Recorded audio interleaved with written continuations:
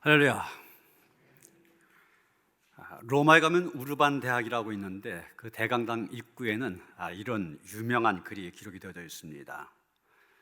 그리고 그 다음은 영원이로다, 영원이로다. 이런 글이 거기에 새겨지게 된 사연이 있습니다. 오래전 로마 법대 졸업반에 가난한 고학생이 있었습니다. 그럭저럭 3학년까지 잘 맞췄는데 4학년이 되어서 이 학생이 경제적인 어려움을 감당할 길이 없어서 필립 네리라고 하는 아주 예수를 잘 믿는 부자 노인을 찾아가 도움을 요청하게 됩니다. 사연을 들은 네리는 그 요청을 들어주기로 허락한 다음에 다음과 같은 질문을 하게 됩니다. 자, 내가 이 돈을 주겠는데 그러면 이 돈으로 무엇을 하겠는가? 우선 법대를 졸업해야 하겠습니다. 그리고 그 다음에는 변호사가 되려고 합니다. 그리고 그 다음에는 돈을 벌겠습니다. 그리고 그 다음에는 집을 짓고 그리고 결혼을 해야지요. 그리고 그 다음에는 자녀를 낳아서 교육을 시켜야죠. 그리고 그 다음에는 점점 늙어가겠지요. 그리고 그 다음에는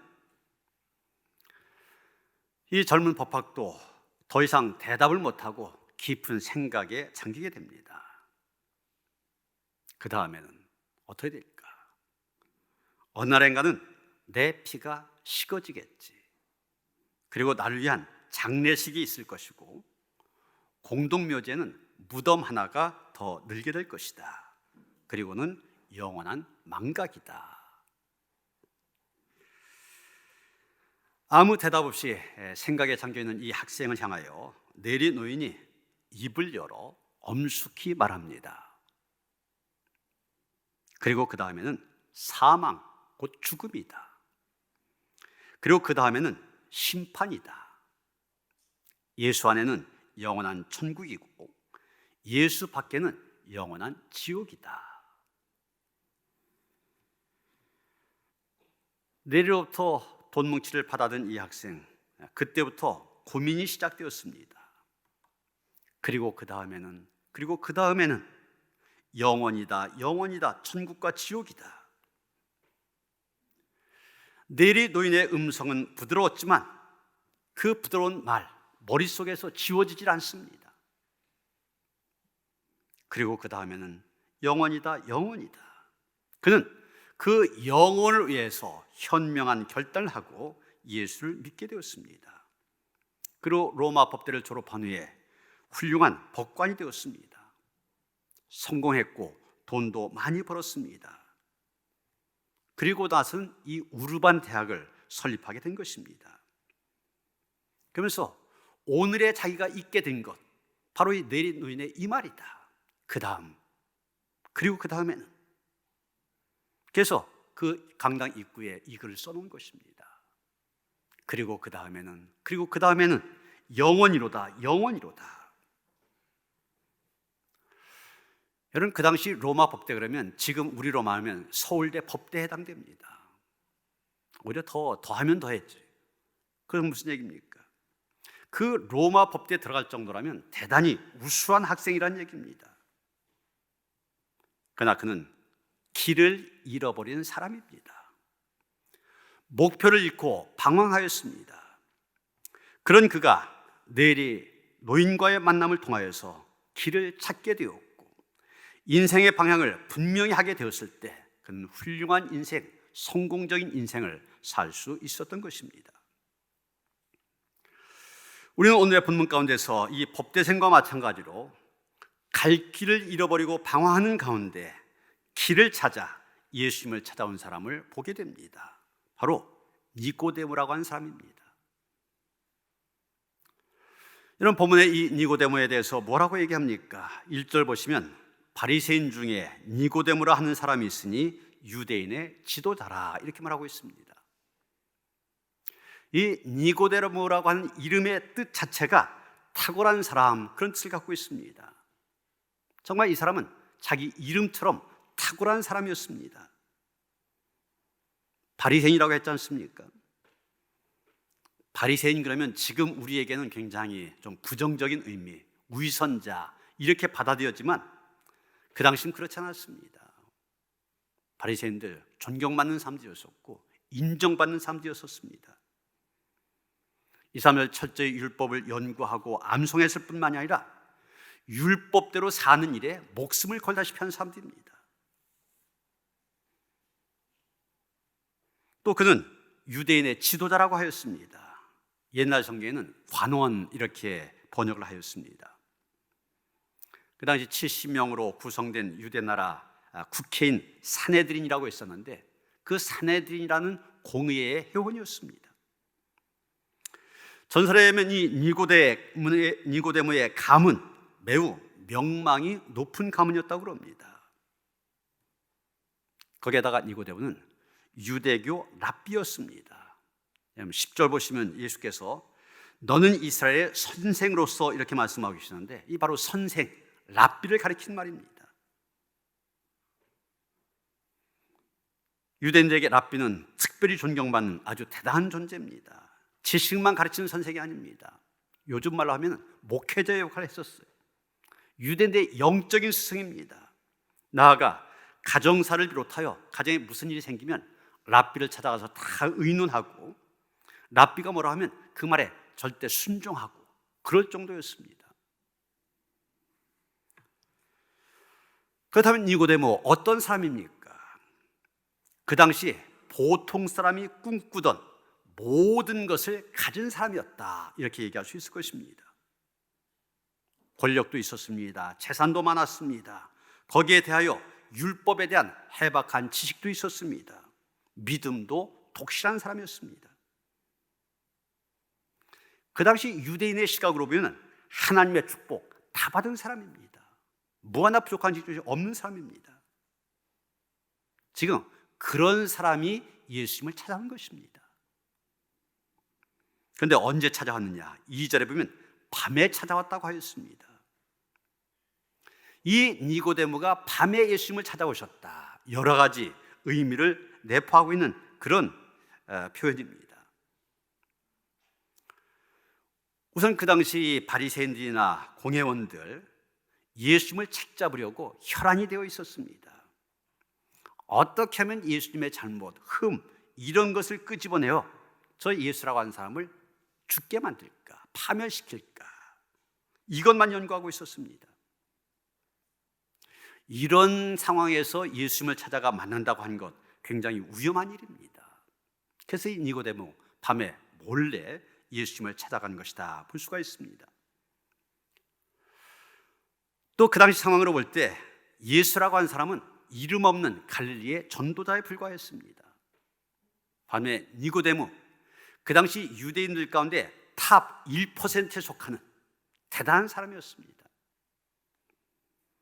그러니 그런 사람이 예수를 찾는다, 이건 체면 구기는 일이다 생각이 되어져서 밤을 틈타서 찾아오는 것일 수도 있습니다. 아니면 낮에 찾아가면 예수님께서 굉장히 바쁘시기 때문에 예수님의 사역에 방해가 될 것 같아서 밤중에 찾아와 조용한 분위기 속에서 단둘이 속 깊은 대화를 나누기 원해서 밤에 찾아올 수도 있었습니다. 그러나 우리는 또 한편 여기에서 이 밤에라고 한 단어 하나의 상징으로 이해할 수 있을 것입니다. 겉으로 볼 때는 사내들이니요 율법학자, 대단 위치까지 올라갔지만 예수님을 찾아갈 수밖에 없었던 니고데모, 즉 그가 갖고 있었던 영적인 어둠을 상징한다 이렇게 말할 수 있을 것입니다.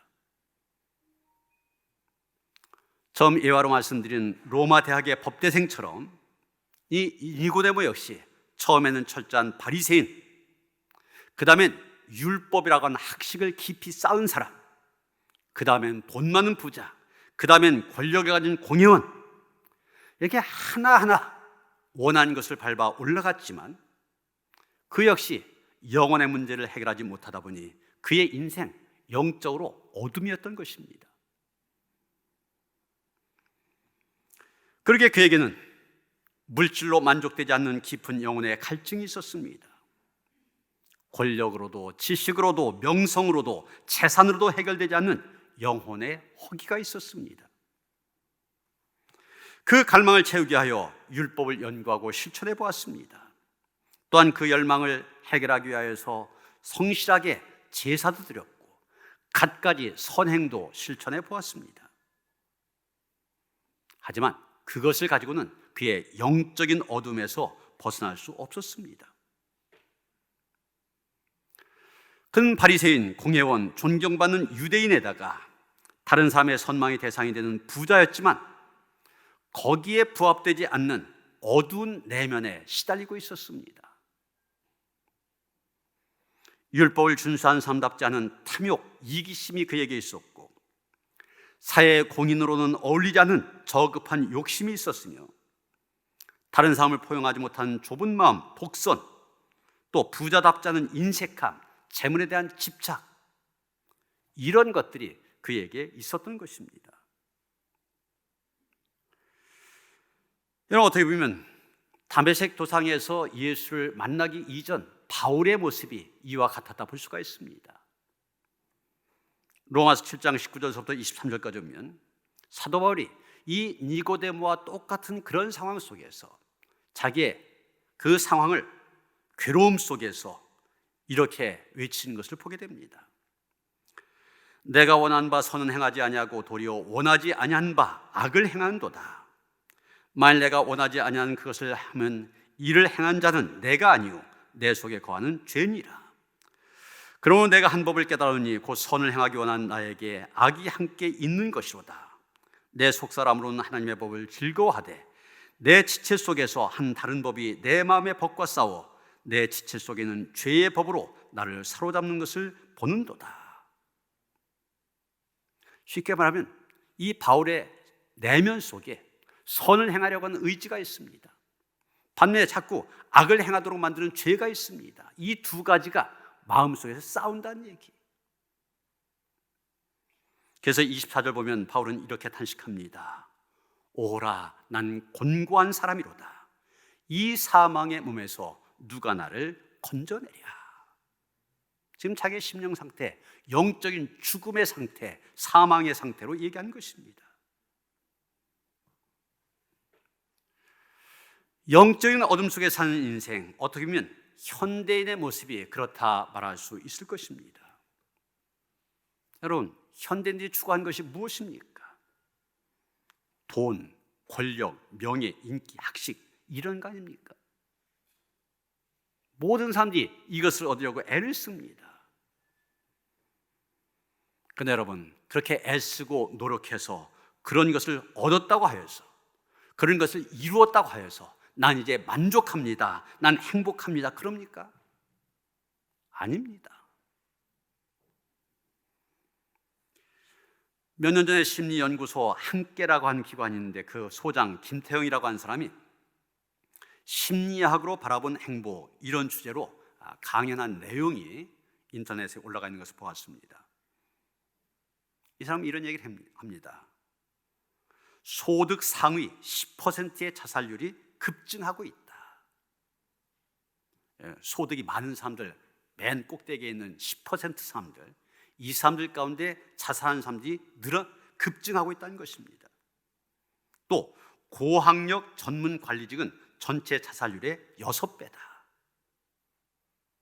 소위 출세했다고 하는 사람들, 이런 사람들이 자살하는 비율이 일반 사람들의 6배나 많다는 겁니다.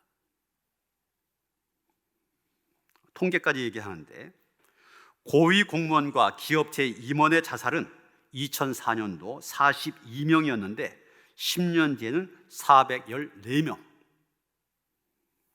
교수와 회계사, 의사 등 전문직은 2004년도 137명이었는데 2013년 865명이었다. 이런 통계를 얘기하면서 보통 사람들 어떻게 생각합니까? 이 상류층에 들어가기만 하면은 난 행복해진다. 내가 돈 많이 벌고 높은 자리에 올라가고 또 명예로운 자리에 올라가면 행복해진다, 이렇게 생각하고 있는데 통계를 보면 자살률만 늘어간다는 것입니다. 미국도 마찬가지라는 얘기예요. 미국도 하위층보다 상위층의 자살이 높다는 것입니다.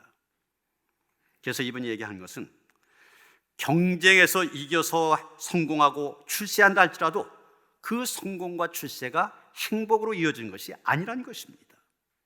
그 돈과 출세, 아무런 행복과는 아무런 관련이 없다는 것입니다. 그러면서 이분이 한 가지 사례를 소개합니다. 한 부모가 자식을 때리면서까지 공부시켰습니다. 사실 어떻게 보면 이게 일반적인 부모들의 모습 아닙니까? 자식을 힘들게 해서라도 하여간 넌 지금 공부해야 된다, 공부해야 된다. 그래서 이 아이가 부모님이 그렇게까지 하니까 고등학교 2학년까지는 공부를 잘했습니다. 근데 고3 때 공부가 좀 떨어져서 소위 말하는 스카이, 서울대, 고려대, 연대 여기 가지 못했습니다. 그래서 그보다 좀 떨어진 그런 대학에 들어가서 그래도 시험 공부를 열심히 해서 공무원이 되었습니다. 부모들은 아이를 괴롭히면서까지 공부시켰는데 그러면서 뭐라고 얘기했냐면 너 힘든 거 다 한다. 공무원 되면 다 좋아질 거다. 그러면서 아이 계속 재촉을 했습니다. 그런데 이 아이가 공무원이 된 지 2달 만에 30살도 안 되어서 자살을 하였습니다. 그는 지금까지 내 인생도 힘들었다. 공무원이 되어도 달라진 것이 없다. 앞으로 무엇을 더 기대할까? 이 말을 남겨놓고 스스로 극단적인 선택을 했다는 것입니다. 여러분, 요즘 초등학생들의 꿈이 뭔지 아십니까? 옛날에는 초등학생들한테 너 꿈이 뭐냐? 대통령, 대학 교수, 의사 이랬었습니다. 요즘 초등학생들의 꿈이 3가지래요. 첫째가 연예인, 텔레비에서 하도 많이 보니까 연예인, 2번째가 교사, 3번째 공무원 그렇답니다. 여러분, 이 청년도 공무원이라고 한 초등학생들이면 웬만큼 꿈꾸는 공무원 꿈을 이루었습니다. 노력해서 이루었어요. 그러나 영혼의 문제를 해결하지 못하다 보니 계속 살아갈 의미를 찾지 못한 것입니다. 그것이 극단적인 선택으로 이어진 것입니다.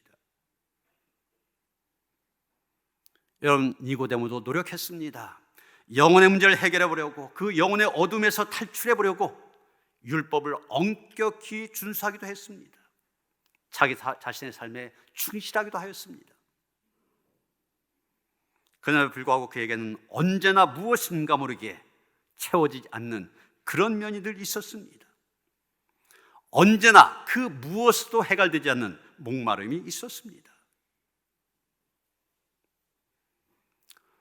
그래도 니고데모는 그런 가운데서도 방향을 잘 잡은 것을 보게 됩니다. 왜 그렇습니까? 그래도 예수님을 찾아왔잖아요. 고민과 갈등 속에 있었던 니고데모가 예수님에 대한 소문을 듣게 됩니다. 그는 혹시나 그 예수라는 분에게 자기가 지금 해결하지 못한 이 해답이, 문제에 대한 해답이 있지 않을까, 그런 생각이 들었습니다. 여기저기 들려오는 소문을 들어보면 그분은 뭔가 다른 점이 있었습니다. 이 세상뿐만이 아니라 하나님의 세계와 소통하는 분처럼 보여졌습니다. 그래서 그분을 찾아가 도움을 받고 싶었던 것입니다. 물론 율법학자 체면에 어떻게 무명의 전도자를 찾아가 도움을 구할 수 있을까 고민도 하고 망설이기도 했었을 것입니다. 하지만 이번 기회를 놓치면 도저히 자신의 문제에 풀 길이 없을 것 같았습니다. 그래서 한밤중에 예수님을 찾아왔던 것입니다.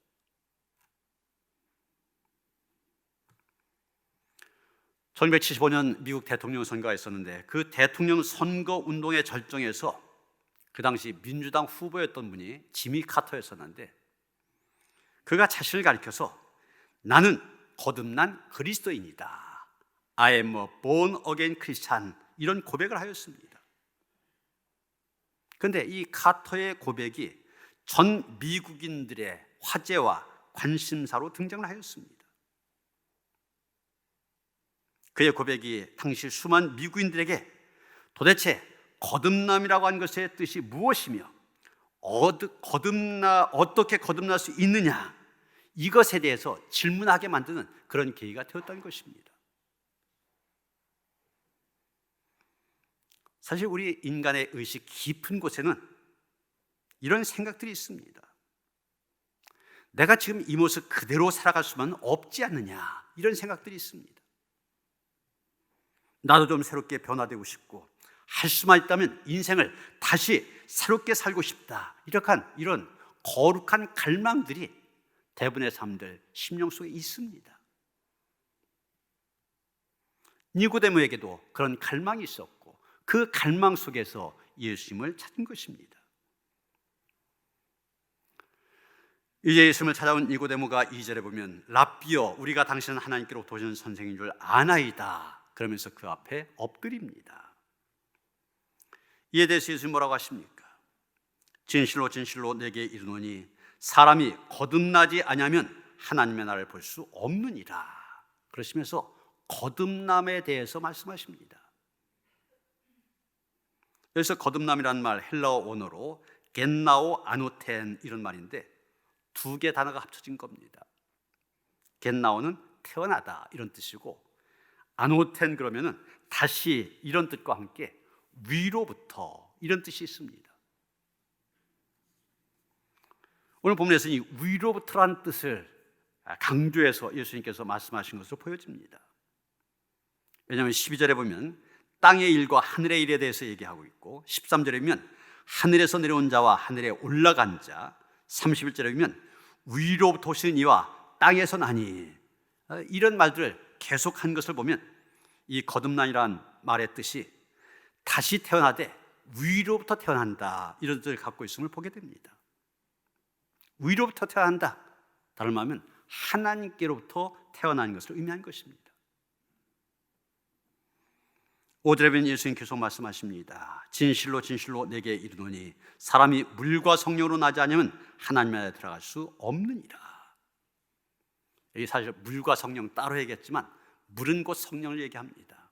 그래서 성령을 얘기하는데, 그래서 위로부터 새로 태어난다, 성령으로 난다는 그런 뜻입니다. 결국 위로부터 새로 지어졌다고 한 말이나 성령으로 지어졌다는 말, 하나님께서 태어났다는 말, 사실은 다 같은 뜻입니다.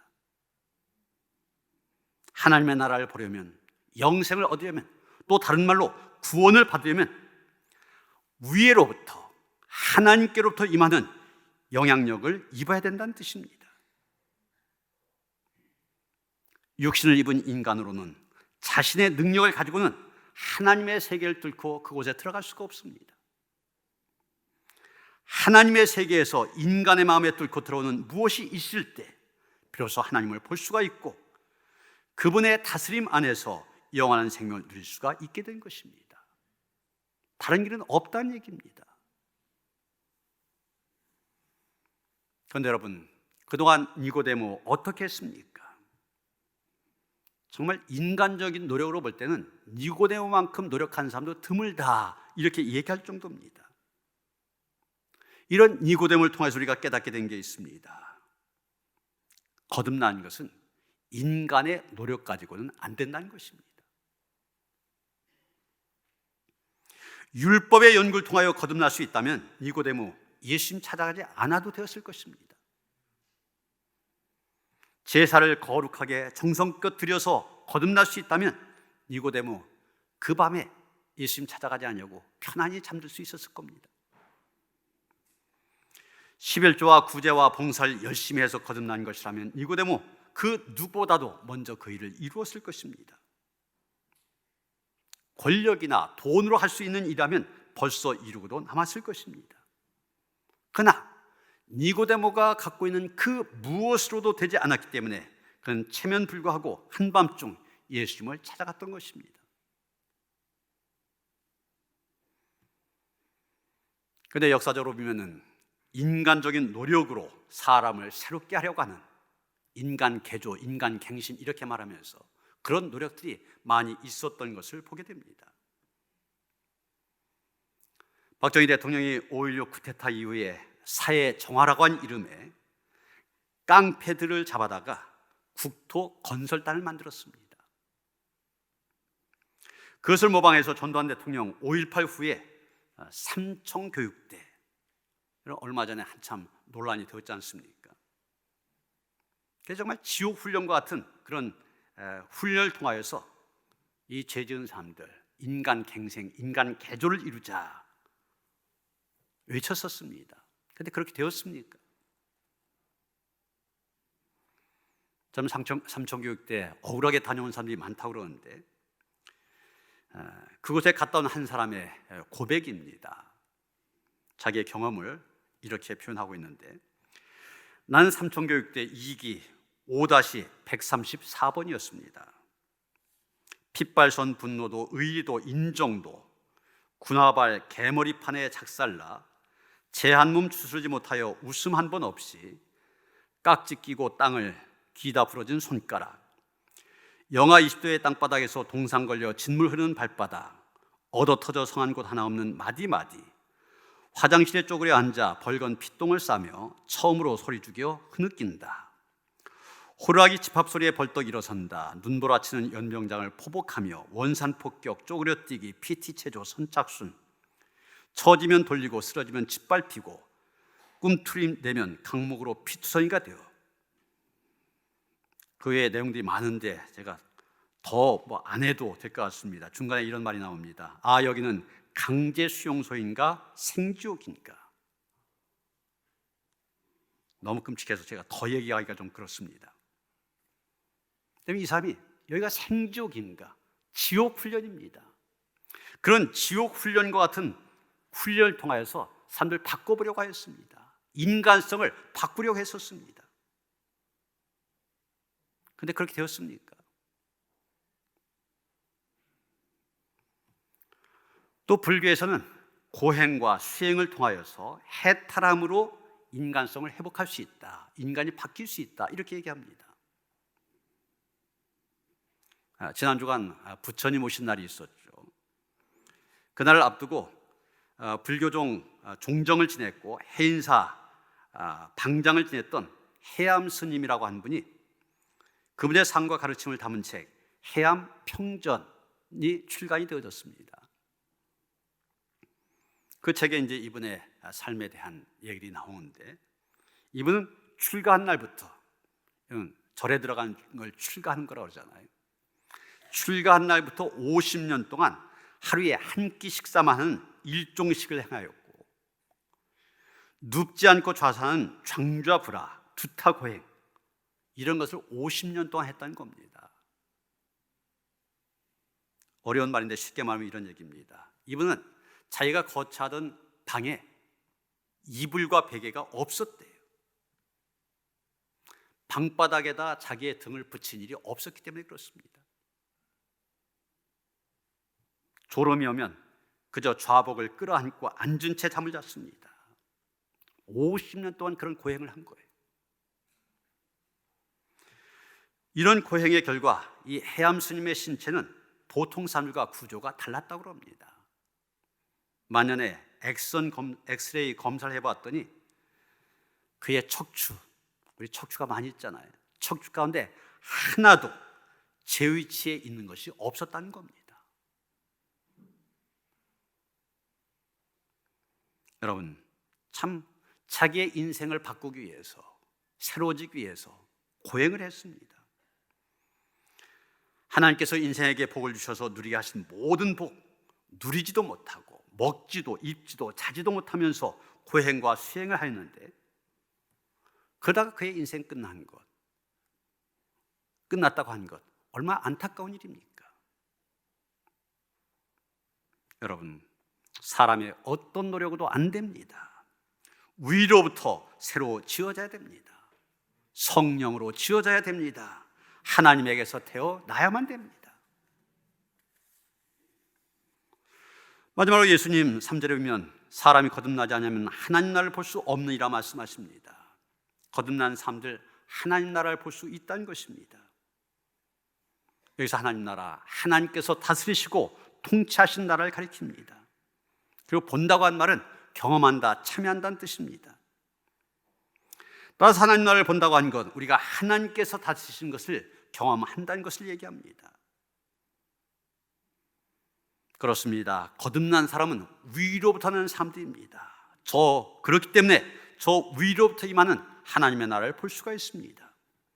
그 하나님 나라를 체험할 수 있을 뿐만 아니라 그 하나님 나라에 참여할 수가 있습니다. 여러분, 일제 말에 독립군들 꿈에도 소원이 있었는데 일제하에서 해방된 조국, 자유 대한민국 보고 죽는 것, 그것들이 그들의 꿈이었습니다.